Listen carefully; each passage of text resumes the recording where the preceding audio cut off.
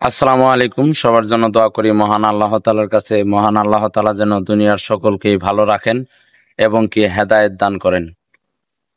আমি আল্লাহ তাআলার ঘরের সামনে বসে আছি, উযুখানায়, এবং কি মসজিদের সামনে বসে আছি উযুখানার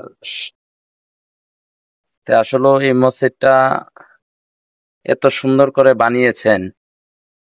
আপনাদের নতুন করে একটা কথা বলি, আপনারা ইতিপূর্বে শুনেছেন কিনা, একটা মহল্লাকে যখন মহান আল্লাহ তাআলা কবুল করেন, সেই মহল্লাতেই এত সুন্দর একটা আল্লাহর ঘর ওই জায়গাতেই কবুল করেন।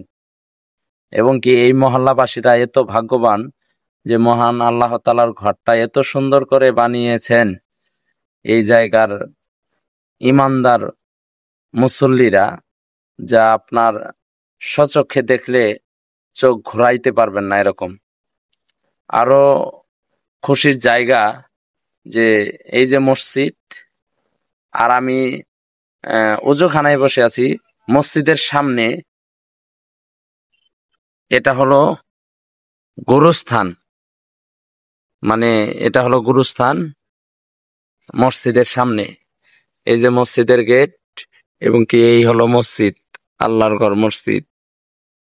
তে আমি কেন আপনাদেরকে দেখাইলাম, সচরাচর সব জায়গায় এত সুন্দর করে মসজিদও দেখা যায় না, এবং কি মসজিদের সামনে গুরুস্থান খুব কম দেখা যায়।